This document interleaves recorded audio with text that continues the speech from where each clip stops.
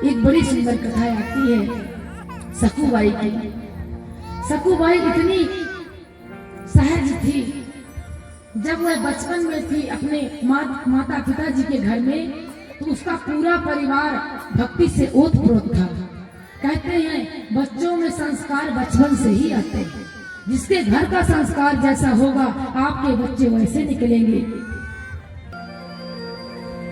तो जो सखूबाई थी बड़ी संस्कारी थी, पर जब उसका विवाह हुआ, ऐसे घर में विवाह हो गया कि सब के सब राक्षस थे।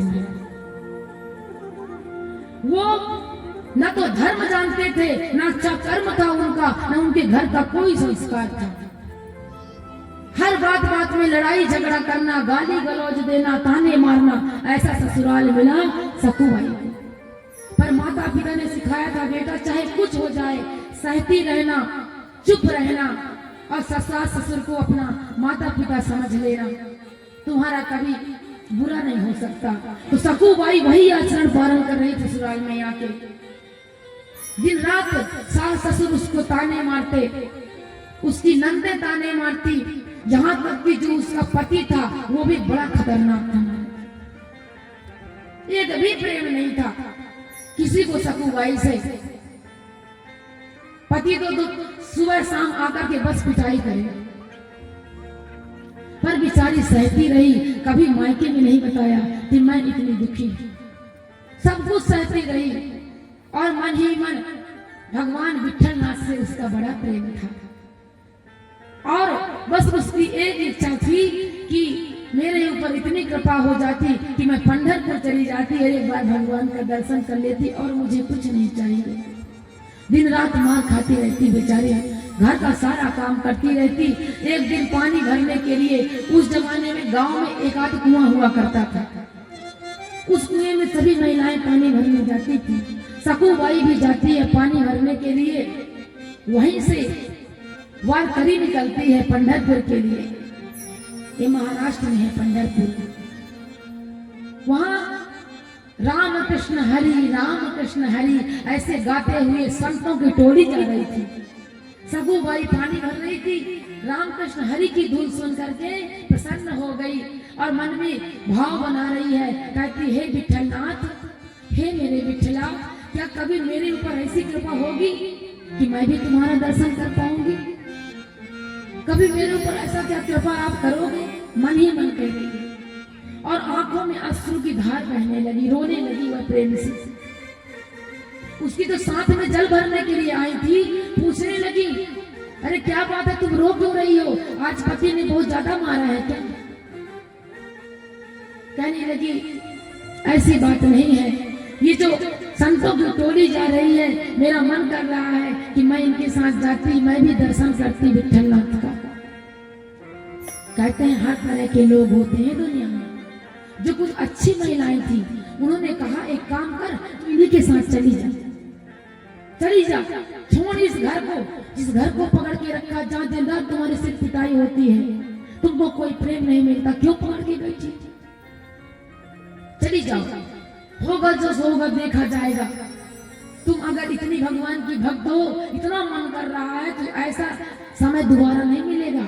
बढ़िया संत जा रहे हैं, इन्हीं के पीछे पीछे चली जाओगी, पहुंच जाओगी। वह सखूबाई संतों के पीछे हो गई। डर रही थी कि मुझे फिर मारेंगे अगर पता चलेगा तो, पर कोई बात नहीं, अगर विठल के लिए मार और खाऊंगी तो खा लूंगी, वैसे भी रोज खाती हूँ। जैसे वो संतों की टोली के पीछे पीछे जाने लगी, तो जो पंचायती महिलाएं थी, जो यहाँ का वहां करती हैं घर फोड़ने का काम, जो कल बताए थे मंत्रा वाला काम, वो दौड़ के गई उसके घर में और जाकर के उसके सास से बता दिया। महाराज उसके सास से जाके कहती हैं अरे तुम्हारी बहू तो भाग गई, यहाँ से साधु जा रहे थे, उनके पीछे पीछे भाग गई। अब तो सासू का क्रोध फूटा, लाठियां उठी हैं, बड़ी बड़ी लाठियां। अपने बेटे को कहती है चलो, अभी ज्यादा दूर नहीं गई होगी, उसको मार पीट करके घर ला। तुरंत ससुर, उसके जो जेठ थे, देवर थे, पति थे, सब जाके बड़े बड़े लाठी लेकर के गए महाराज, और बहुत दूर नहीं पहुंची थी, सारे संतों के साथ उसको पा गए। और सकूबाई को पकड़े, बाल का सीट करके वहीं से मारते पीटते फिर घर लाए और इतना माने कि बेहोश हो गई। पर उसकी आह में निकलता बिठला, हे बिठला, क्या मैंने उस जन्म में इतने बुरे कर्म किए? मैं तुमसे कुछ मांग नहीं रही थी, बस तुम्हारा दर्शन चाहती थी, और तुम मुझे अपना दर्शन क्यों नहीं करने दे रहे? सकूबाई को लाकर के खंभे में बांध दिया गया। सास कहने लगी कि सुबह शाम इसकी सब लोग पिटाई करो, तब सुधरेगी। अपने घर से भागने लगी तो जो भी आता 2-4 डंडे मारता और चला जाता। ससुर जी आए, देवर आए, जेठ आए, पति आए, सब मारते उसको, और वह बस मन ही मन विठ्ठल भगवान का ध्यान करती। जब रात्रि हुई, बेहोश हो गई, खंभे में लटकी है, बंधी हुई है। भगवान को दया आ गई। विठ्ठल भगवान को इतनी दया आई कि वो सखी बन करके, और आज जैसे महाराष्ट्र में श्रृंगार करते हैं ना, बालों में गजरा लगाते हैं और धोती पहनते हैं, उस तरह पहन के भगवान आए सुंदर सी सखी बन करके, और कहते हैं सकू, ओ सकू, क्या बात है, रो क्यों रही हो? सकूबाई कहती है, तुम कौन हो? इतनी रात को यहाँ क्यों आई हो? मेरे ससुर जी देख लेंगे, मेरी बहुत पिटाई हुई, तुम्हारी भी हो गई, चले जाओ यहाँ से। भगवान मुस्कुरा रहे, कहते हैं सकू, तू क्यों रो रही? पहले बता, मैं तुम्हारी सखी बचपन की, तू मुझे भूल गई ना, पर मैं नहीं भूली हूँ। आज तुमको मेरी जरूरत है, इसलिए आई हूँ। बता तुझे क्या दुख है? सकूबाई रो रो के कहने लगी, सखी, मैं तो ये चाहती हूँ ठीक कि मैं आज विठ्ठल भगवान का दर्शन करूं। पंढरपुर जाने की मेरी इच्छा थी, पर जा नहीं पाई, क्योंकि शायद मेरे प्रारब्ध में लिखा ही नहीं। भगवान कहते हैं तो धोती पहनते हैं, उस तरह पहन के भगवान आए सुंदर सी सखी बन करके, और कहते हैं सकू, ओ सकू, क्या बात है, रो क्यों रही हो? सकूबाई कहती है, तुम कौन हो? इतनी रात को यहाँ क्यों आई हो? मेरे ससुर जी देख लेंगे, मेरी बहुत पिटाई हुई, तुम्हारी भी हो गई, चले जाओ यहाँ से। भगवान मुस्कुरा रहे, कहते हैं सकू, तू क्यों रो रही? पहले बता, मैं तुम्हारी सखी बचपन की, तू मुझे भूल गई ना, पर मैं नहीं भूली हूँ। आज तुमको मेरी जरूरत है, इसलिए आई हूँ। बता तुझे क्या दुख है?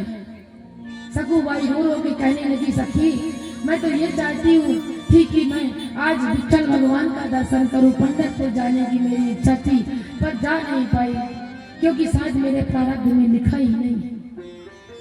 भगवान कहते हैं कि हे सकू, अगर तुम्हारी इच्छा है तो जाओ, मैं तुमको खोल दे रहा हूँ, तुम चली जाओ, और मैं तुम्हारे जगह यहीं पे बना रहूंगा, किसी को पता भी नहीं चलेगा। सकू ने कहा कि अरे, सिर्फ बंधे नहीं रहना है, यहाँ के लोग मारते पीटते भी है, भोजन भी नहीं देते, तू मेरे लिए इतना कष्ट क्यों सहोगी? ठाकुर जी कहने लगे, जो सहेली की सखी के रूप में थे, कि सकू, उसकी चिंता ना करो, मैं सब सह लूंगी, तुम आज जाओ और जाकर के कल रात्रि तक वापस आ जाना। जाओ, अभी संत जाते होंगे, पहुंचे नहीं होंगे, तेजी से जाना। सकू कहती, सच में तुम मेरी जगह रहोगी, किसी को पता नहीं चलेगा? भगवान ने कहा, किसी को पता नहीं चलेगा, तू जा। और सकू को आज रस्सी से खोल दिया भगवान ने, और वह सकूबाई जाने लगी पंढरपुर की ओर, बड़ी प्रसन्न है। इतने चोट लगे हैं घुटनों में, शरीर में, उस चोट को ध्यान में नहीं रख रही है, बस दौड़ती भागती चली जा रही है। विठ्ठल विठ्ठल विठ्ठला, पांडुरंगा विठ्ठला, विठ्ठल विठ्ठल विठ्ठला, पांडुरंगा विठ्ठला। भगवान विठ्ठल का ध्यान कर रही है। भगवान पंढरपुर में विराजमान है। ये भी एक भक्त के कारण ही वहां पर जाके विठ्ठलनाथ बन करके विराजमान है। बहुत बड़ी कथा है, पर अभी सखूबाई की ही सुनाएंगे क्योंकि पूरी राम कथा रखी हुई है। तो वह सखूबाई जाने लगी, पंढरपुर पहुंचने वाली थी, और इधर क्या होता है कि भगवान खंबे में बंधे हैं और वही रूप बना लिए जो सकू का था, ताकि कोई पहचान ना पाए। वही साड़ी पहनी जो सखूबाई ने पहना था, ताकि कोई घर के लोग पहचान ना पाए। वैसे ही चोट भी उनके लग गई जैसे सकू को लगी थी। सुबह सुबह सास उठी और देखी कि बंधी है कि नहीं बंधी है, कोई छोड़ तो नहीं दिया। उठी सास, सबसे पहले फिर से पिटाई की और भगवान आंखें बंद करके अब दर्द सहना शुरू कर रहे हैं और कहती है चल खोल रही हूँ, जल्दी से सबके लिए भोजन बना, पूरे घर का काम कर। और भगवान को खोला उसकी सास ने और मार मार करके रसोई में ले गई और भगवान आज भोजन बना रहे हैं। जो परमात्मा को पूरा संसार भोग लगाता है, वह परमात्मा अपने भक्त के लिए आज उसके रसोई में जाके भोजन बना रहा है। सास ने यहाँ के पीछे से बाल पकड़ लिया, आज पूरन पूरी खाना है हमको, ऐसा वैसा भोजन नहीं बनाना है, ठीक से बनाना। ठाकुर जी को आता भी नहीं था बनाना। ठाकुर जी ने आंखें बंद की, रुक्मणी मैया को याद किया, कहने लगे रुक्मणी हम भोजन बनाने जा रहे हैं, वो भी पूरन पूरी, बड़ी कठिन है, हमसे नहीं बनेगी, तुम आ जाओ हमारी मदद करो।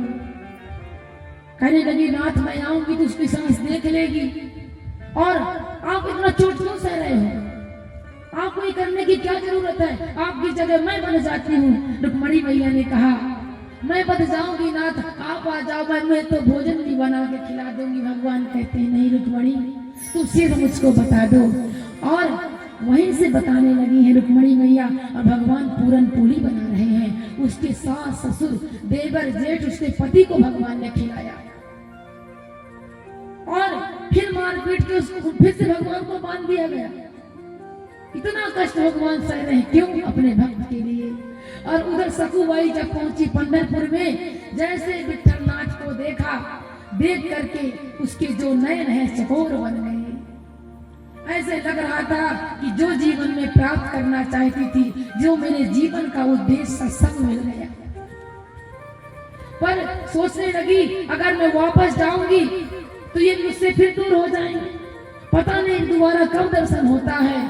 हे नाथ ऐसी कृपा कर दो कि मैं तुमसे दूर ही ना हूं, मैं यहीं रह जाऊं। सखूबाई रो रो के कहने लगी कि हे विठलनाथ मैं आपसे दूर नहीं होना चाहती हूँ। और यही हुआ कि जैसे सखूबाई निकल के जाने लगी कि वहीं पे उसकी श्वास रुक गई और धड़ाम से गिर गई,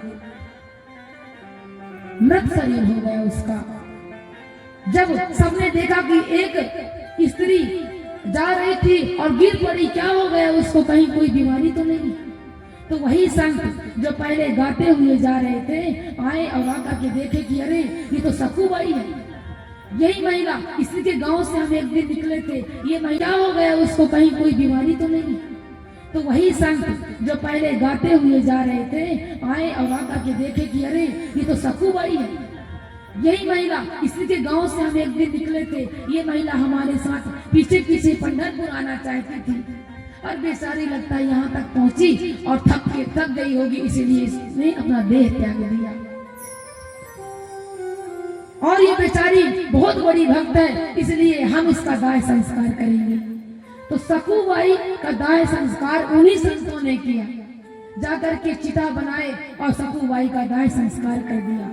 तो सखूबाई के वस्त्र थे उसको रख लिए कि जब लौटेंगे वापस तो उसके घर में दे देंगे और संदेशा बता देंगे कि तुम्हारी सखू मर गई है। और इधर क्या हुआ, अब भगवान फंस गए चक्कर में कि अपने राम तो बोले थे कि कल तक तुम लौट आना, ये तो जाके मर गई, अब तो जीवन भर मुझे यही करना पड़ेगा। रुक्मणी मैया रोने लगी कि हे नाथ मैं आपके बिना जीवित नहीं हो सकती, रह सकती हूँ, आप, मैं नहीं जानती, आपको आना पड़ेगा। रुक्मणी मैया ने जिद पकड़ ली, आप कुछ भी कीजिए। अरे तो कैसे आऊं, जो सकू की जगह में मैं बंधा हूँ वो तो मर गई, अब अगर इनको पता चलेगा तो कहीं जान जाएंगे कि सकू कहाँ, आ भी नहीं सकता, फिर से दोषारोपण लगेगा मेरे सकू के ऊपर कि वह भाग गई है।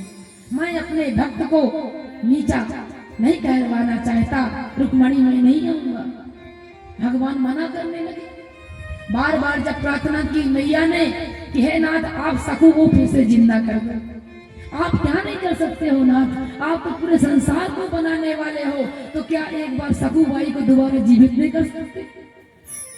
कहते हैं जब जिद में आ गई लक्ष्मी रुक्मणी मैया, भगवान गए और जाकर के जो सकू बाई का राख था उस राख को समेट करके एक आकार बनाए और आकार बना के भगवान ने ऐसा मंत्र छोड़ा कि उसी राख से फिर से सकूबाई जीवित हो गई।